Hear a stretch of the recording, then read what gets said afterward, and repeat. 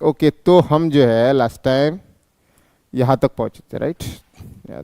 मैंने last time आपको समझाया था कि वायरसेस जो होते हैं उसका डिस्कवरी कैसे हुआ। तो 1892 में सबसे पहले अपने पास आइवानोस्की आया। आइवानोस्की ने टर्म कॉइन किया, कौन सा? इट वाज वेनम, राइट, या पॉइजनस इन्फेक्शियस फ्लूइड। ठीक है, उन्होंने कहा कि वायरसेस कुछ तो होते हैं जो बैक्टीरिया के साइज से भी छोटे होते हैं और बैक्टीरिया प्रूफ फिल्टर से ये क्या करते हैं? बैक्टीरिया प्रूफ फिल्टर से ये पास करते हैं। ठीक है तो ये मोसेक है ना, मोसेक का एजेंट जो है वो बैक्टीरिया प्रूफ फिल्टर से पास करता है। ठीक है, उसके बाद नेक्स्ट आते हैं बेयरनिक।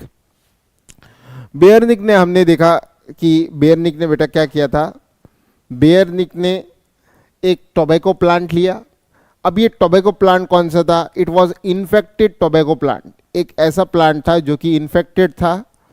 ठीक है, अब इन्फेक्टेड था तो किस डिसीज से था? मोसैक डिसीज से इन्फेक्टेड था। प्लांट का लीफ, राइट, प्लांट का लीफ जो है मोसैक डिसीज से इन्फेक्टेड था। अब इन्होंने क्या किया? ऐसा इन्फेक्टेड लीफ तोड़ा, इस लीफ को क्रश किया और इस लीफ से बेटा क्या बनाया? एक सॉल्यूशन या एक्सट्रैक्ट बनाया। अब एक्सट्रैक्ट के अंदर जाहिर सी बात है क्या पाया जाएगा? There will be presence of mosaic agent. मतलब जो भी टोबैको है, टोबैको लीफ के अंदर मोसैक डिसीज कॉज कर रहा था, वो जाहिर सी बात है कि एक्सट्रैक्ट में भी रहेगा, क्योंकि जो भी एजेंट था वो तो लीफ पे था और लीफ को हमने क्या किया? क्रश किया। अब इसी एक्सट्रैक्ट को उन्होंने क्या किया? एक हेल्दी टोबैको प्लांट पे उन्होंने क्या किया? स्प्रे कर दिया, राइट। हेल्दी टोबैको प्लांट पे उन्होंने क्या किया? स्प्रे कर दिया। जब उन्होंने हेल्दी टोबैको प्लांट पे स्प्रे कर दिया तो what will happen is that, what could be expected? Expected ये था कि या तो ये हेल्दी प्लांट जो है वो मोसैक फॉर्मेशन नहीं दिखाएगा। अगर मोसैक फॉर्मेशन नहीं दिखाता तो ये कंफर्म हो जाता कि ये मोसैक का जो एजेंट था, मतलब ये मोसैक लीफ के अंदर जो बन रहा था, वो उसके लिए जो कारण है वो इन्फेक्शियस नहीं है। मतलब मोसैक डिसीज जो कर रहा है, ठीक है, तो उसका एजेंट जो है वो क्या नहीं है? इन्फेक्शियस नहीं है। इन्फेक्शियस मतलब हेल्दी प्लांट में ये इन्फेक्शन नहीं कर सकता है। लेकिन जब एक्सट्रैक्ट स्प्रे किया गया हेल्दी प्लांट पे तो देखा गया तो मोसैक फॉर्मेशन हो गया फिर से हेल्दी प्लांट में, है ना। इसका मतलब आप यहां पे देख सकते हो कि डिसीज वाज रिकवर्ड, है ना। मोसैक डिसीज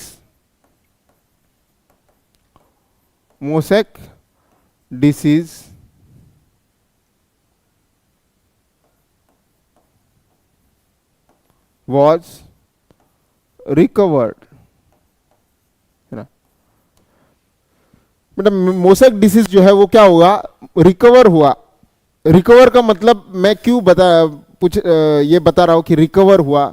रिकवर इसलिए मैं कह रहा हूं क्योंकि हमने एक्सट्रैक्ट जो लिया था उसके अंदर मोसैक एजेंट था, लेकिन हेल्दी प्लांट पे जब हमने डाला तो हम क्या एक्सपेक्ट करेंगे कि यहाँ पे मोसैक फॉर्म हो भी सकता है, नहीं भी हो सकता है।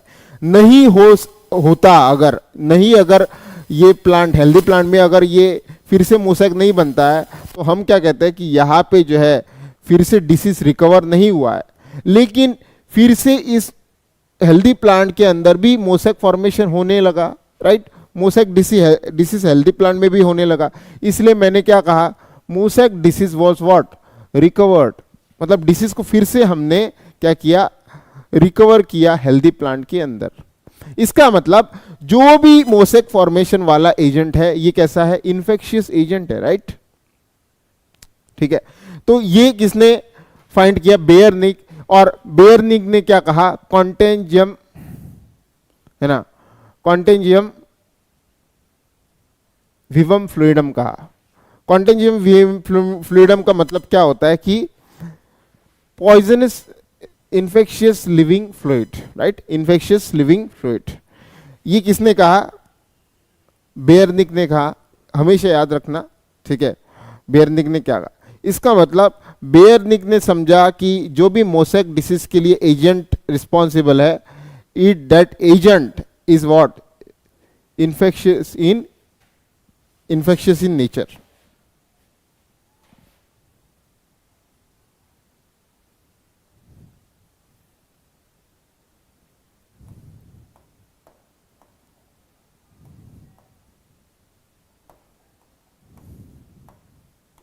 Okay, the agent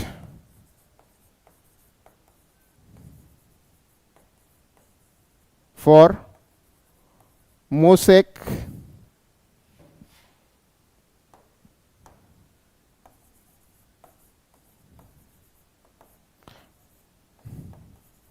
disease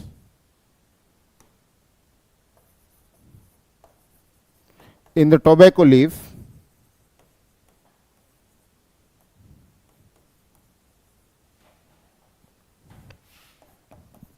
is infectious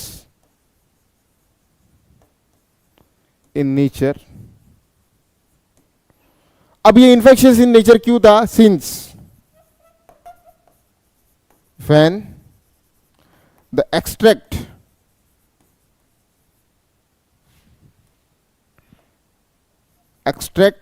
from the mosaic disease leaf was, ये इन्फेक्शियस इन नेचर बेटा क्यों था? क्योंकि सीन्स मतलब क्योंकि when the extract from the mosaic disease, मतलब इस डिसीज, इस लीफ से, मोसैक डिसीज वाला लीफ से was spread on the healthy leaf, healthy tobacco leaf, the disease was recovered, है ना। इसका मतलब ये स्प्रेड होने वाला है, ये इन्फेक्शियस होता है ना। अब इन्फेक्शियस है, इसका मतलब ये बेसिकली क्या है? ये लिविंग होता है ना। इसके अंदर ऐसा एक कुछ प्रॉपर्टी है जो लिविंग जैसा है, लेकिन बाद में हमें पता चला कि वायरसेस लिविंग होते नहीं है, वायरसेस लिविंग नहीं होते, ये आज हमें पता है। लेकिन उन्होंने क्या कहा कि कुछ तो ऐसा इसके अंदर है। कंक्लूजन क्या निकला? कुछ तो इसके अंदर ऐसा है जो मोसैक डिसीज करता है, जो बैक्टीरिया से भी छोटा है। ये कब पता चला हमें? जब आइवानोस्की ने कहा था, राइट, बैक्टीरिया से छोटा है और ये इन्फेक्शियस होता है, मोसैक डिसीज कॉज करता है, राइट। और इसी डिसीज को क्या कहा गया? टीएमवी कहा गया। टीएमवी का मतलब क्या होता है? This infectious disease is known as what? Tobacco mosaic disease. और ये इन्फेक्शियस एजेंट जो था वायरस, इसे टीएमवी कहा गया, टोबैको मोसैक वायरस, है ना। द एजेंट, ठीक है, द एजेंट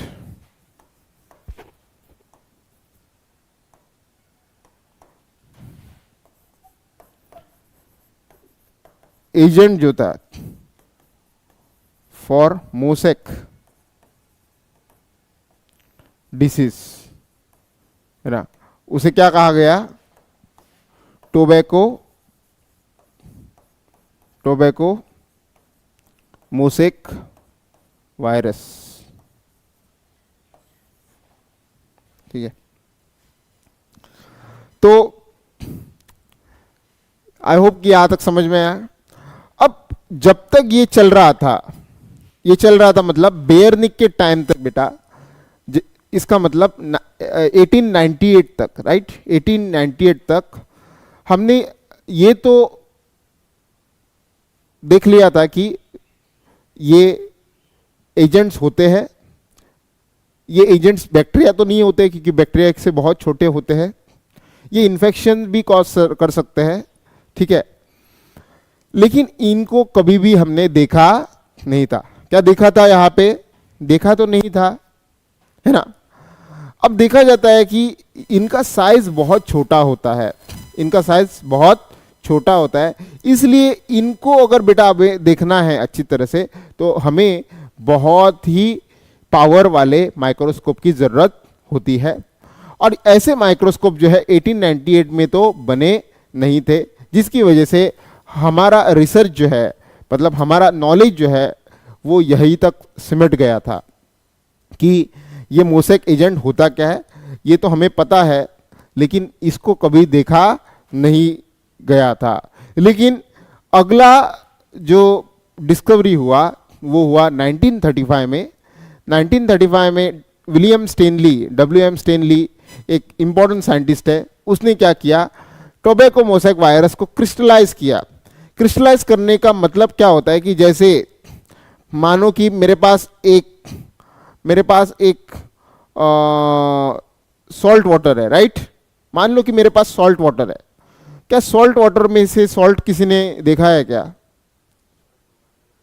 सॉल्ट वाटर में कभी बेटा किसी ने सॉल्ट देखा है क्या? सॉल्ट वाटर में सॉल्ट किसी ने नहीं देखा। लेकिन सॉल्ट को हम कब देख सकते हैं? जब सॉल्ट को हम क्या कहते हैं, क्रिस्टल करते हैं, राइट। सॉल्ट को क्रिस्टलाइज करते हैं तो सॉल्ट को हम फटाफट क्या कर सकते हैं, देख सकते हैं कि सॉल्ट कैसे लगता है, राइट। तो वायरसेस का भी ऐसा है। वायरसेस जनरली आप अगर देखो तो वायरसेस इतने छोटे होते हैं कि वायरसेस के स्ट्रक्चर को हम अच्छे से देख नहीं सकते हैं। लेकिन पहले बार 1935 में WM स्टैनली आए और इन्होंने क्या किया, वायरसेस को क्रिस्टलाइज किया और ये कहा कि वायरस को जब क्रिस्टलाइज किया जाता है तो क्रिस्टल जो बनते हैं, जो क्रिस्टल बनते हैं वो ज्यादातर क्रिस्टल किससे बने होते हैं? Crystals are made up of proteins. Is this clear? जैसे सॉल्ट का क्रिस्टल बनाया तो क्रिस्टल बेटा किससे बनता है? क्रिस्टल लैटिस आपने पढ़ा होगा, राइट। क्रिस्टल लैटिस किससे बना होता है? Crystal lattice if you see it is made up of what? Made up of sodium chloride, right. Sodium chloride का हो सकता है, पोटेशियम क्लोराइड का हो सकता है, मैग्नीशियम क्लोराइड का हो सकता है, अलग अलग चीज का हो सकता है। लेकिन वायरसेस के केस में जो क्रिस्टल बने वो क्रिस्टल बेसिकली किसके थे? The crystal were of proteins. Is this clear? तो यही नेक्स्ट जो है डिस्कवरी हुआ कौन सी ईयर में? नेक्स्ट कौन सी ईयर में हुआ? 1935 में। 1935 में एक बहुत ही इंपॉर्टेंट साइंटिस्ट आते हैं, WM स्टेनली, है ना। WM स्टेनली ने सबसे पहले दुनिया के सामने वायरसेस का चेहरा सामने लाया, है ना। वायरसेस का चेहरा सामने लाया क्योंकि वायरसेस को जो है 1935 से पहले किसी ने देखा नहीं था कि वायरसेस बेटा जो है वो कैसे लगता है, कैसे दिखता है, राइट। लेकिन आज हम देख पा रहे हैं कि वायरसेस कैसे दिखता है। 1898 तक किसी को पता नहीं था कि वायरस कैसे दिखता है, ठीक है। तो वायरसेस का घिनौना चेहरा जो है वो किसने सामने लाया? WM स्टैनली ने। WM स्टैनली ने इसलिए क्या किया, he crystallized the virus.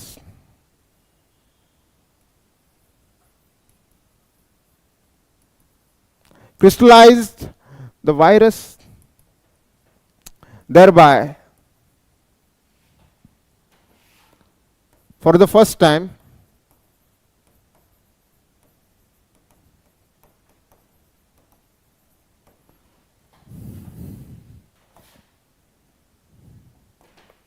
shown the structure of virus.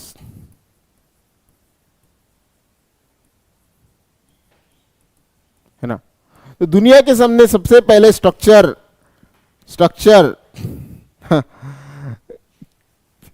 किसने लाया? वो था WM स्टैनली। अब WM स्टैनली ने जब देखा तो कहा कि मैंने जो क्रिस्टलाइज किया है वायरस को, उसके क्रिस्टल्स जो है बेसिकली किससे बने हैं? Proteins.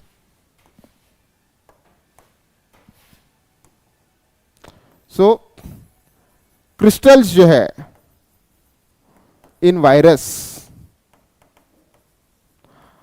Are made up of what? Proteins. Is this clear? Crystals जो है they are made up of what?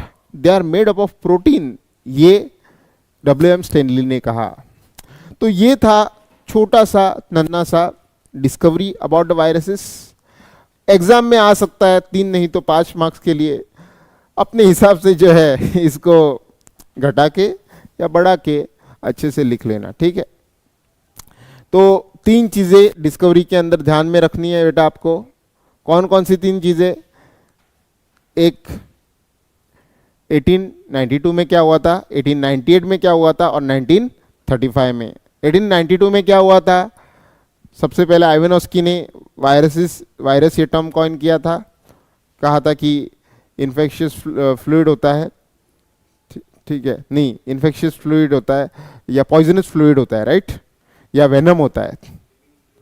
तो वो तो बेयरनिक ने कहा था, राइट. ठीक है. तो आई होप कि वायरस का डिस्कवरी किसी को भी कंफ्यूजन नहीं है ना. वायरस का डिस्कवरी क्लियर है. तो अगर कॉन्टेंजियम विवम फ्लूइडम किसी ने पूछा तो उसका जवाब होना चाहिए बेयरनिक, है ना. अगर किसी ने पूछा कि viruses are smaller than bacteria and can pass through bacteria proof filter किसने कहा था? तो इट इज आइवानोस्की. वायरस को किसने क्रिस्टलाइज किया था? तो वो होगा स्टेनली 1935 में. और वायरसेस किससे बने होते हैं? They are made up of crystals and crystals are composed of what? Usually of protein. Good. Abhinav clear है? आगे बढ़ते हैं. अच्छी बात. अब नेक्स्ट जो है, शायद मैंने आपको वायरसेस का स्ट्रक्चर पढ़ाया, राइट. फटाफट कमेंट में लिख लो कि वायरसेस को वायरस कहा जाने के लिए कौन से 3 में से, मतलब 3 कंपोनेंट मैंने समझाए थे, उसमें से कौन से 3 में से 2 कंपोनेंट जरूरी है? फटाफट बताओ कमेंट में. हाँ हाँ, गुड. हाँ, absolute genetic material. Good. Okay, आगे बढ़ते हैं हम. अब वायरसेस को अच्छा सा खासा हमने तो कंप्लीट कर दिया, लेकिन और एक चीज बाकी है यहाँ पे. अब देखो कि आपको एनसीईआरटी के अंदर बेटा जो है 2 वायरसेस, मतलब आपको ये दर्शाने के लिए कि वायरसेस का जेनेटिक मटेरियल क्या होता है, वायरसेस का कैप्सिड कैसे होता है, ये समझाने के लिए आपको 2 वायरसेस जो है रेफरेंस के लिए समझाए गए हैं. ठीक है. एक हम पढ़ेंगे टीएमवी, टोबैको मोसैक वायरस, और दूसरा जो है it will be what? It will be bacteriophage T4 bacteriophage. ठीक है. इन दोनों को हम जो है बहुत अच्छे से पढ़ेंगे. Abhinav, Meenal, Akash, good. Genetic material and capsid. ठीक है. So we have studied 3 things, right? Envelope, genetic material as well as capsid. Out of this all 3, the 2 things are important, which are genetic material as well as capsid. Good, excellent beta. Okay, आगे बढ़ेंगे. हाँ,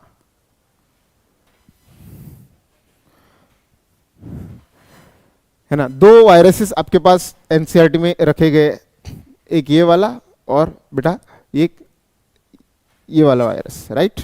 तो दोनों को जो है अच्छे से खोल के पढ़ते हैं कि दोनों क्या वायरसेस है, ताकि हमें बहुत सिंपल से अगर एग्जाम में पूछा जाए तो हम लिख सकें, राइट. अब देखो यहाँ पे कि टोबैको मोसैक वायरस, अभी हमने इसे ध्यान से पढ़ा, है ना. It was the first virus to be discovered, right. तो tobacco mosaic virus, if you see, it is a RNA virus. बहुत बढ़िया. आरएनए वायरस के अंदर बेटा आप अगर देखोगे, it is single stranded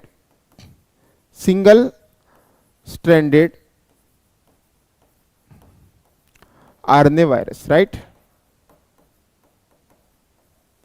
मतलब टोबैको मोसैक वायरस के अंदर जेनेटिक मटेरियल जो बेटा होता है,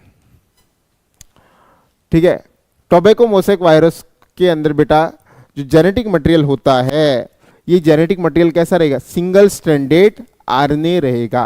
कैसा रहेगा? सिंगल स्ट्रैंडेड आरएनए रहेगा। ध्यान से देखना। अब ये क्यों ऐसा होगा, इसका जवाब लास्ट टाइम मैंने आपको बताया था।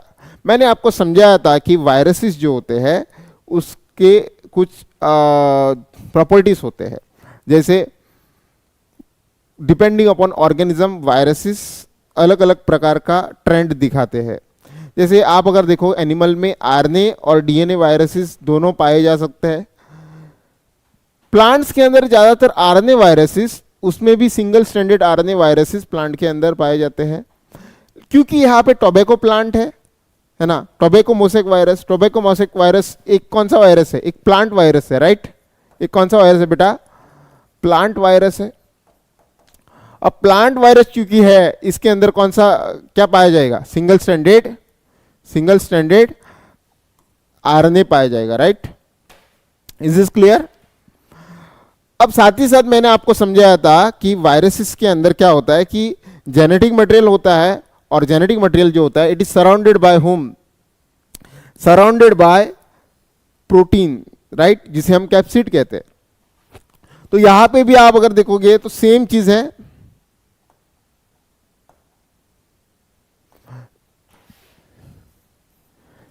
जेनेटिक मटेरियल जो होते हैं, जेनेटिक मटेरियल वो सिंगल स्ट्रैंडेड आरएनए है, ये ऑलरेडी मैंने समझा है ना। सराउंडेड बाय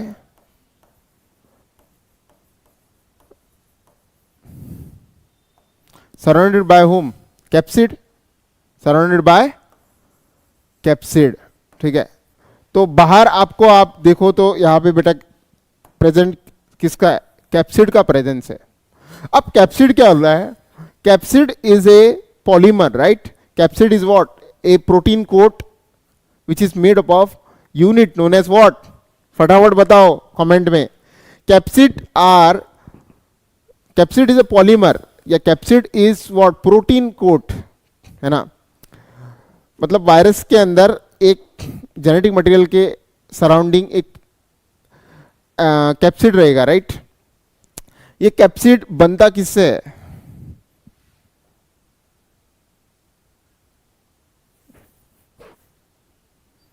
वाह अभिनव, हाँ Minal, good. It is capsomere, exactly right, capsomeres. तो कैप्सोमियर्स क्या होते हैं?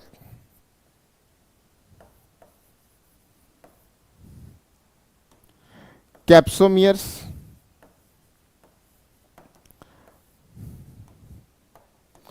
तो capsid of the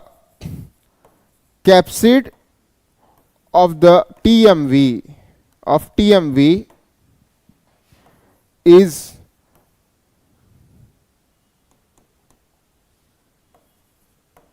component of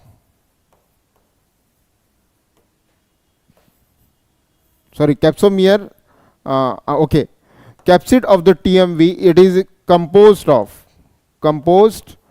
of units called, मैंने आपको बताया था कैप्सोमियर्स, है ना, कैप्सोमियर्स। और कैप्सोमियर्स क्या होते हैं? Capsomeres are protein, right. Capsomeres basically क्या होते हैं? प्रोटीन सब यूनिट होते हैं, प्रोटीन सब यूनिट होते हैं, राइट। गुड अंकित, गुड। कैप्सोमियर होते हैं, राइट, एग्जैक्टली। कैप्सोमियर्स क्या होते हैं बेटा? ये प्रोटीन सब यूनिट होते हैं। अब आप देखो तो देखा जाता है कि टीएमवी के अंदर आरएनए भी पाया जाता है, आरएनए, राइट। आरएनए को मैं समझाता हूं। आरएनए बेटा क्या होता है? आरएनए आप अगर देखो तो ये न्यूक्लियोटाइड से बना हुआ एक स्ट्रक्चर होता है, राइट। न्यूक्लियोटाइड से बना हुआ स्ट्रक्चर होता है। आरएनए जो होता है इस टू कैप्सोमियर का रेशियो जो होता है ये 3:1 का होता है ना। कितना होता है? 3:1। तो तो देखा जाता है कि आरएनए जो होते हैं, आरएनए का नंबर आप अगर देखो टीएमवी के अंदर कितना पाया जाता है, कैप्सोमियर का 1000,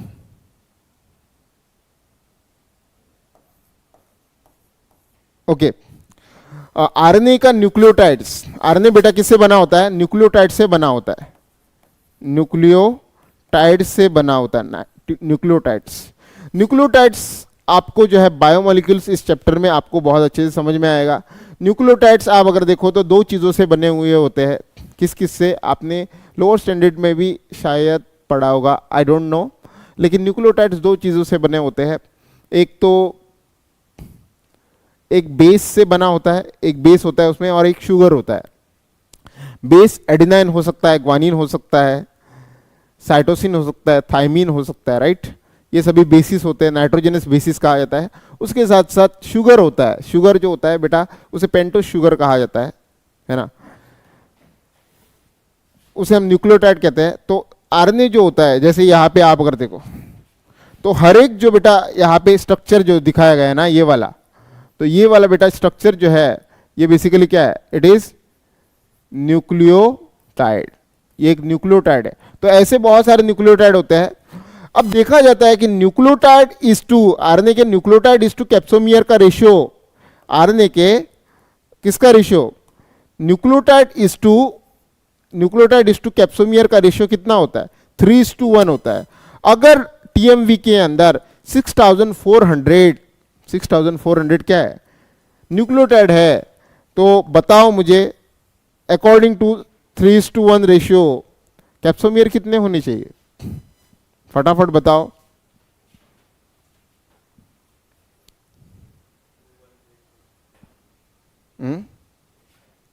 कितने होने चाहिए, फटाफट बताओ, सिंपल सा मैथ कैलकुलेशन है ना।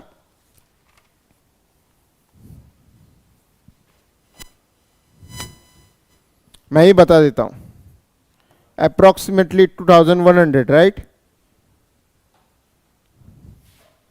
है ना, 2130 समथिंग लाइक दैट, राइट। नहीं बेटा आकाश, हाँ 2100, हाँ approximately, Ankit good. Is this clear to all. तो टीएमवी अगर पूछा जाए तो अच्छे से ये आप डायग्राम बना लेना। हाँ एनसीईआरटी में ये लेबलिंग दिया है, लेबलिंग को कभी भी मत भूलना, क्योंकि ये क्वेश्चन जो है ये नीट में भी आ सकता है ना। नीट में जो है याद रखना, नीट में लेबलिंग आ सकता है, आजकल कुछ भी डाल देते हैं, नीट में जो है लेबलिंग आ सकता है। इसको ध्यान रखना कि लेबल कहाँ पे, आरएनए कहाँ पे मार्क किया है, कैप्सिड कहाँ पे मार्क किया है। कैप्सिड के जगह पे बेटा कैप्सोमियर मत लिखना, है ना, क्योंकि आपको लगेगा कि क्योंकि एक अकेला है तो क्या रहेगा, ये कैप्सोमियर होना चाहिए, लेकिन यहाँ पे लिखा क्या है, कैप्सिड। अगर एनसीईआरटी कुछ भी कह रहा है आपको तो उसी को फॉलो करना, ठीक है। तो यहाँ पे अगर कैप्सिड लिखा है तो कैप्सिड ही लिखना, कैप्सोमियर लिखने की गलती मत करो। Is this clear. I hope कि टीएमवी आपको समझ में आया, बहुत ही सिंपल सा वायरस है।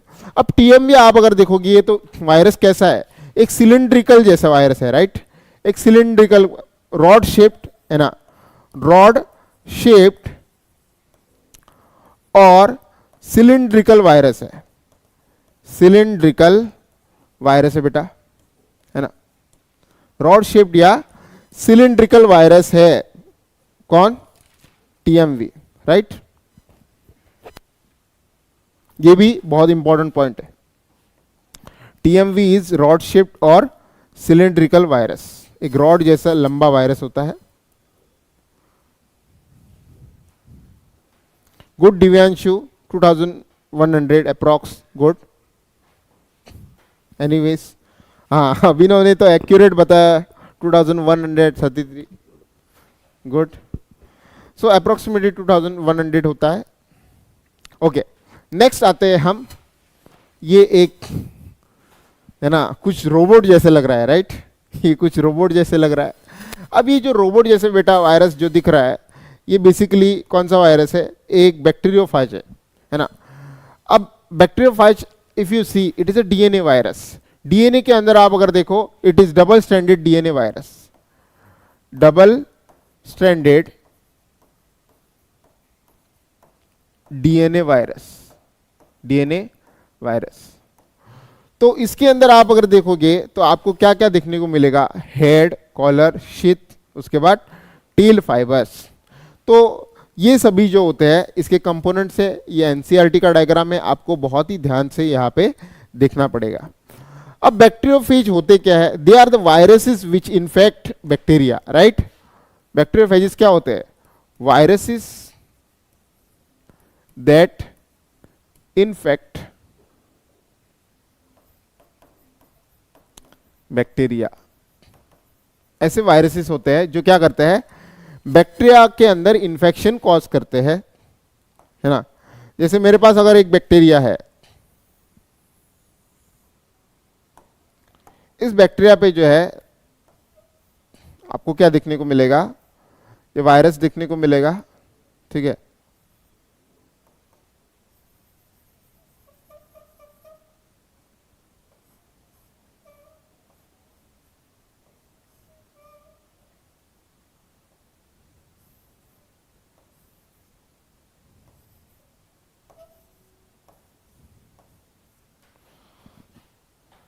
बेसिकली ये बैक्टीरिया है ना। बैक्टीरिया पे आपको क्या देखने को मिलेगा, वायरस देखने को मिलेगा।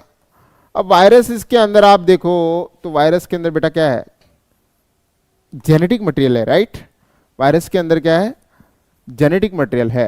अब ये जेनेटिक मटेरियल कहां पे है, जेनेटिक मटेरियल उसके खोपड़ी में है ना। खोपड़ी क्या होती है, हेड, है ना। खोपड़ी के अंदर क्या है, जेनेटिक मटेरियल, जेनेटिक मटेरियल, है ना। एंड जेनेटिक मटेरियल जो होता है it is surrounded by home, surrounded by home, universally accepted चीज है। जेनेटिक मटेरियल के बाहर क्या होना चाहिए, कैप्सिड, है ना। तो जब मैं हेड लिखता हूं वायरसेस का, बैक्टीरियोफेज का हेड लिखता हूं, हेड के अंदर दो चीजें होती है ना।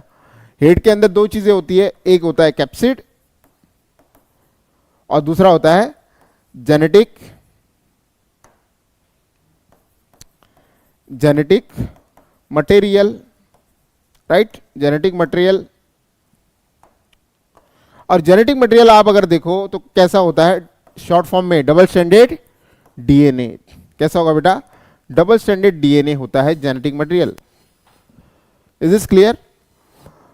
अब ये हेड जो है, हेड जो है ये टेडपोल जैसा लगता है, राइट, टेडपोल लाइक, या ये ये हेड जो है ये पॉलीगोनल रहता है ना। पॉलीगोनल, पॉलीगॉन जानते हो ना आप क्या होते हैं, जिनके वर्टाइसिस होते हैं, राइट। हेड जो होता है यहां पे, head is polygonal, polygonal in shape, ठीक है, पॉलीगॉन जैसे लगता है शेप में। हेड के अंदर क्या पाया जाता है, मैंने आपको समझाया, हेड के अंदर एक चीज पाई जाती है जिसे हम जेनेटिक मटेरियल कहते हैं। Genetic material double stranded DNA होता है, उसके सराउंडिंग होता है कैप्सिड, है ना। Head is attached to collar, है ना। कहां पे अटैच्ड होता है, कॉलर, ठीक है।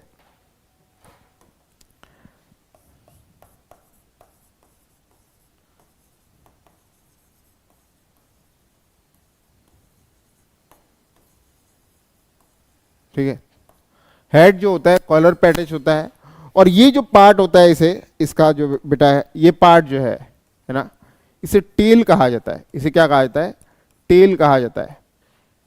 तो कॉलर के बाद आप अगर देखो तो नीचे टेल आता है ना। तो शीथ जो है, शीथ जो है ये टेल का ही कुछ पार्ट होता है। नीचे जो होता है बेस प्लेट पाया जाता है। क्या पाया जाता है, बेस प्लेट पाया जाता है। ये डिटेल है, इतना जरूरी नहीं है आप लोगों के लिए, ठीक है, लेकिन बस पता होना चाहिए कि बेस बेस प्लेट पे आप अगर देखो तो यहाँ पे जो आपको दिख रहे हैं ये पिंस होते हैं। क्या होते हैं ये? जैसे ये वाला है, राइट? ये क्या होता है? पिंस होते हैं। टेल पिंस कहा जाता है इसे। क्या कहा जाता है? टेल का पिंस। और टेल के पिंस पे आप अगर देखो तो कितने कितने टेल फाइबर्स अटैच होते हैं? 6। कितने? जैसे 1, राइट, 2, 3, 4, 5 और 6, right?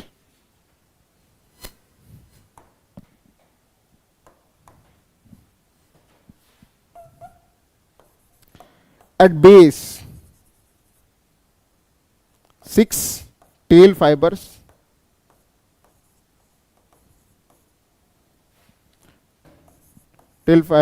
are attached to base plate, right? base plate। अब बेस प्लेट भी ध्यान से देखोगे तो बेस प्लेट कैसा होता है? हेक्सागोनल होता है। कैसा होता है? बेस प्लेट कुछ ऐसा रहेगा, राइट? हेक्सागोनल रहता है।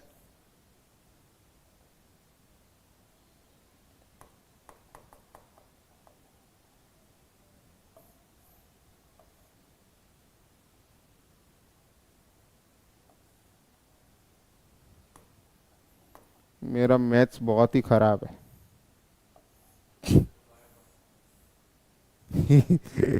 ओके, बेस प्लेट जो होता है बेटा ये कैसा होता है? हेक्सागोनल होता है। हेक्सागोनल होता है, राइट? हेक्सागोनल होता है। Tail fibres are attached to base plate जो कि हेक्सागोनल होता है थ्रू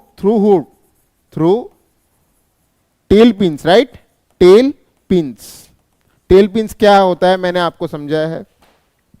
अब टेल फाइबर्स का सिग्निफिकेंस क्या है? टेल फाइबर किस में काम आते होंगे?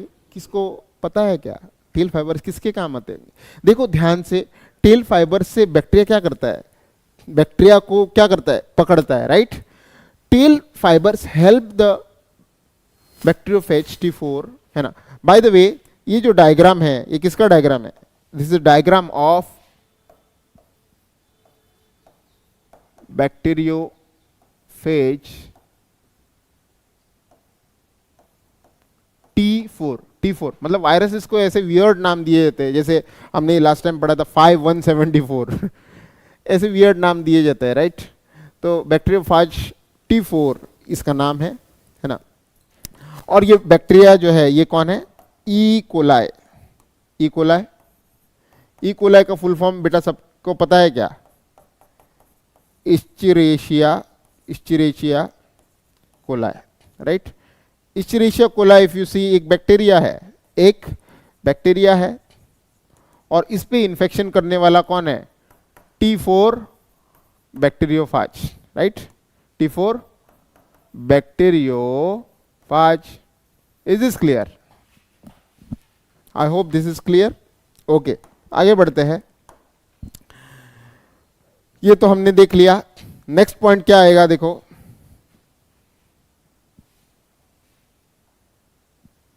हाँ, टेल फाइबर्स जो होते हैं, fibres help the bacteriophage to attach on the bacteria cell, right? Bacteria cell पे अटैच करने के लिए टेल फाइबर्स जो होते हैं बेटा यहां पे हेल्प करते हैं। किसे? T4 bacteriophage. ठीक है, आई होप कि यहां तक सबको क्लियर है। इतना आई होप कि काफी है T4 बैक्टीरियोफेज के बारे में। ठीक है, सो आपको पता होना चाहिए हेड क्या होता है, हेड के अंदर क्या पाया जाता है? हेड के अंदर डीएनए पाया जाता है और सराउंडेड बाय कैप्सिड। हेड जो होता है कॉलर पे अटैच होता है। नीचे शीथ पाई जाती है। शीथ जो होती है टेल का पार्ट होता है। नीचे आप अगर देखो तो हेक्सागोनल बेस प्लेट होती है शीथ के एंडिंग में, राइट? हेक्सागोनल बेस प्लेट होती है ये वाला, राइट? हेक्सागोनल बेस प्लेट होती है।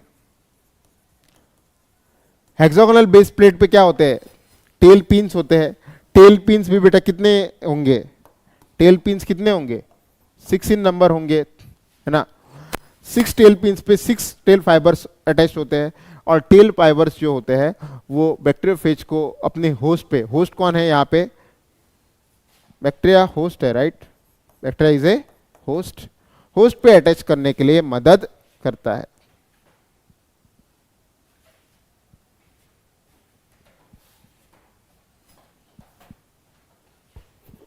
Okay, is this clear to all? हाँ, आगे बढ़े, फटाफट स्क्रीनशॉट ले लो अगर किसी को।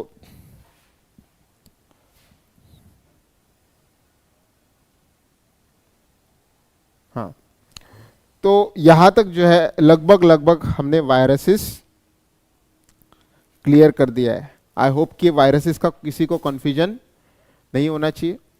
एक एनसीईआरटी के अंदर शॉर्ट नोट दिया है और वो बार बार नीट में पूछा जा सकता है। हाँ, तो ये नोट किस बारे में है, नोट किस बारे में है उसे समझते हैं। प्लांट के अंदर वायरसेस जब इन्फेक्शन करते हैं उसके बेटा सिम्टम्स क्या होते हैं। अब सिम्टम्स की माने तो आपको पता होता है, पता होगा कि अगर एनिमल के अंदर वायरस का इन्फेक्शन हुआ तो कौन कौन से सिम्टम्स हो सकते हैं, आप फटाफट कमेंट में बता सकते हो मुझे। मैं आपको 1 मिनट का टाइम देता हूं। अगर एनिमल के अंदर वायरसेस का इन्फेक्शन अगर हुआ तो कौन से जनरल आपको सिम्टम देखने को मिल सकते हैं, फटाफट बताओ। क्या, आई एम वेटिंग।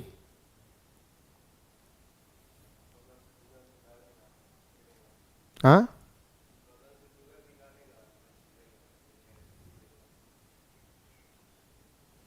क्या बोलेंगे हम, मैंने जो जनरल पूछा है ना बेटा, मैंने जनरल पूछा है आपको। Okay good. हाँ, बॉडी पेन तो होता ही है ना, वायरस इन्फेक्शन के दौरान बॉडी पेन होगा, और क्या होगा।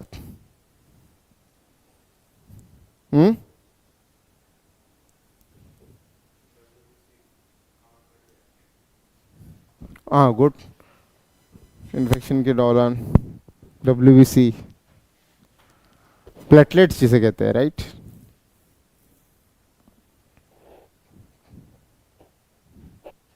हाँ, वीकनेस होगा, बॉडी पेन होगा, हाँ फीवर आएगा, राइट, फीवर, देल बी फीवर, ठीक है। लॉस ऑफ एपेटाइट, खाना खाना छोड़ देगा एनिमल, है ना।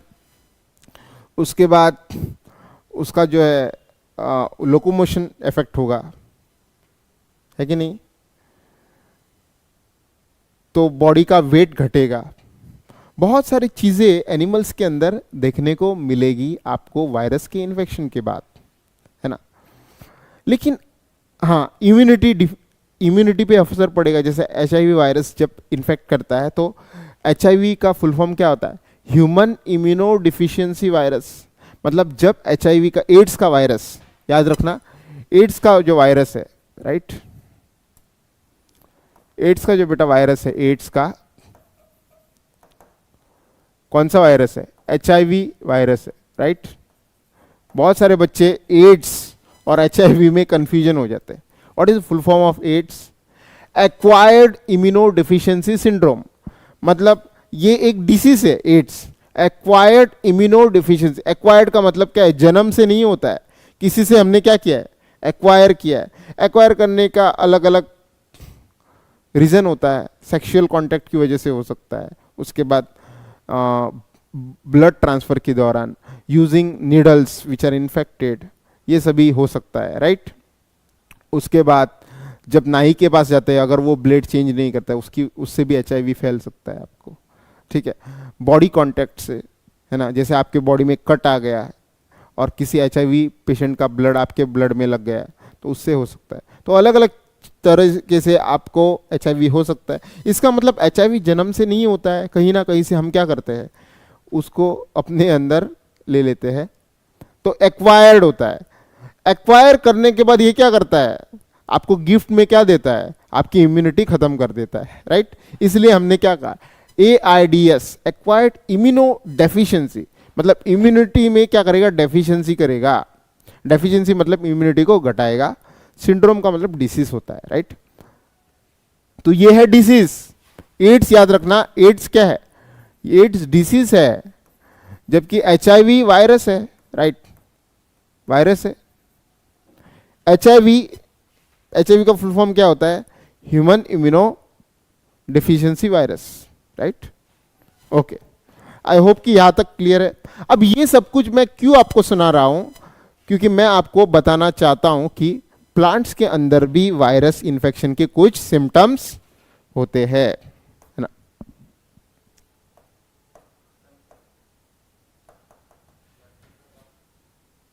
ओके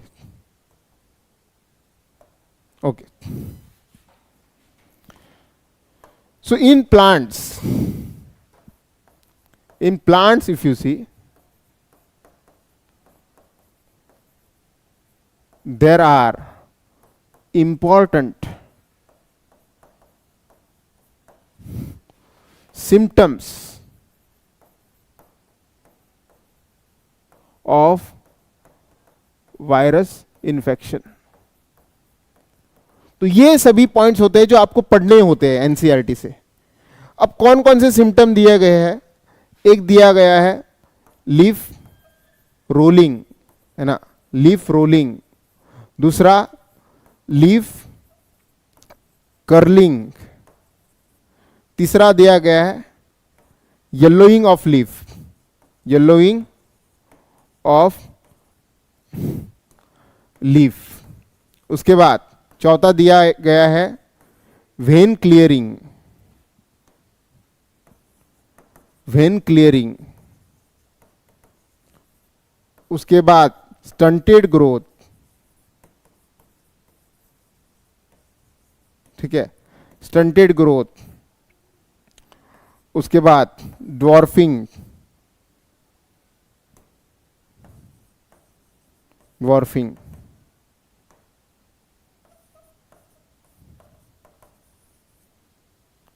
तो ये सभी सिम्टम्स है। तो ये सभी सिम्टम्स जो है अंकित गोट, बुखार, सिर दर्द, शरीर दर्द, सभी वायरसेस के सिम्टम्स होते हैं। तो ये सभी प्लांट के अंदर देखने को मिलेगा। प्लांट के अंदर एक तो पहला क्या हो सकता है, ऐसे लीफ बेटा जो है वो क्या हो सकता है, लीफ रोल हो सकता है, राइट, वायरस के इन्फेक्शन के कारण। उसके बाद लीफ कर्ल हो सकता है ना। कर्ल होना मतलब लीफ जो है वो एक तरह से क्या हो जाता है, सिकुड़ जाता है, राइट। उसके बाद yellowing of the leaf. Yellowing of the leaf का मतलब क्या है, येलो होने का मतलब क्या है, लीफ जो है वो ग्रीन होना चाहिए, है ना। लीफ कैसा होना चाहिए बेटा, हरा कलर का होना चाहिए, क्योंकि उसके अंदर क्लोरोफिल होता है। लेकिन ये लीफ वायरस इन्फेक्शन के कारण क्या हो जाता है, ये येलो पड़ जाता है, राइट। ये लीफ बेटा क्या हो जाता है, येलो पड़ जाता है। इसे क्या कहा जाता है, येलोइंग ऑफ लीफ कहा जाता है। उसके बाद वेन क्लियरिंग। वेन क्लियरिंग में भी यही होता है, जैसे एक लीफ है, लीफ के अंदर वेन्स कैसे होने चाहिए, हरे होने चाहिए। वहाँ पे वेन्स क्या हो जाता है, ग्रीन कलर, येलो कलर के हो जाते हैं। तो वेन को क्या कहा जाता है, वेन क्लियरिंग कहा जाता है। तो ये सभी कुछ सिम्टम्स होते हैं। उसके बाद स्टंटेड ग्रोथ। स्टंटेड का ग्रोथ का मतलब क्या है, ग्रोथ में रुकावट आना। जैसे प्लांट बढ़ना चाहिए था 1 साल में 5 मीटर, लेकिन बढ़ा 1 ही मीटर, है ना। तो इसकी वजह से क्या हुआ, ड्वार्फिंग हुआ। ड्वार्फिंग का मतलब क्या होता है, प्लांट का हाइट क्या हो जाता है, प्लांट हाइट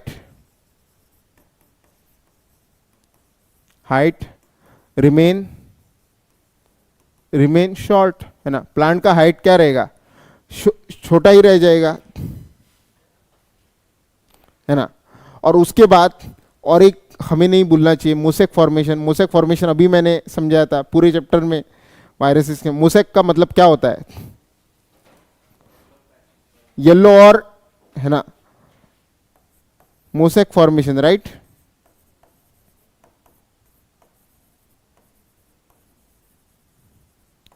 मोसेक फॉर्मेशन मैंने आपको समझाया था। मोसेक फॉर्मेशन क्या होता है, जैसे अपने पास लीफ है, लीफ के ऊपर जो बेटा है ऐसे धब्बे पड़ जाना, राइट, हरे या येलो कलर के ऐसे धब्बे पड़ जाते हैं। अब ये धब्बे जो होते हैं उन्हें क्या कहा जाता है, इन्हें मोसेक कहा जाता है, राइट, इन्हें मोसेक कहा जाता है, मोसेक फॉर्मेशन। ये सभी जो होते हैं कुछ वायरसेस के इन्फेक्शन के सिम्टम्स होते हैं। अगर इनमें से कोई सिम्टम दिख रहा है तो आप जांच कर सकते हैं कि क्या मेरे प्लांट के अंदर वायरस का इन्फेक्शन हुआ है या नहीं।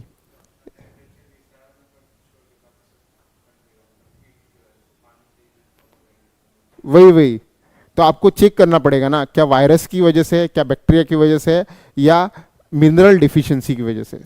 कभी कभी मिनरल डिफिशिएंसी की वजह से भी हो जाता है, राइट।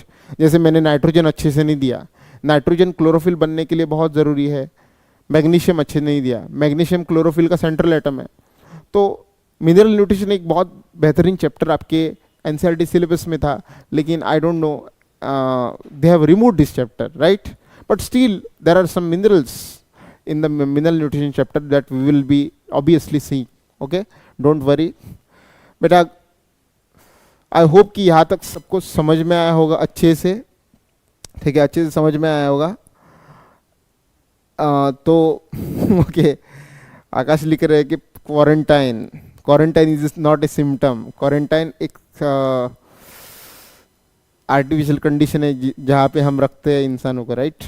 पैरासीटामोल हाँ, पैरासीटामोल लेते हैं हम। एनीवेज, आई होप कि यहाँ तक आपको अच्छे से समझ में आया होगा। ये नीट लेवल पे आपको ये सभी सिम्टम्स जो है पूछे जा सकते हैं, ठीक है। तो ध्यान देना, क्योंकि 4 ऑप्शन दे सकते हैं, 4 ऑप्शन में से हो सकता है कि 3 सही हो और एक कोई गलत दिया जाए, है ना, या उल्टा हो सकता है, 3 गलत हो 1 सही हो जाए, ऐसे क्वेश्चन आ सकते हैं। तो इसको ध्यान से देख लेना। ऐसी चीज़ें बच्चे जो है छोड़ देते हैं, लेकिन इसे आपको नहीं छोड़ना है। Is this clear?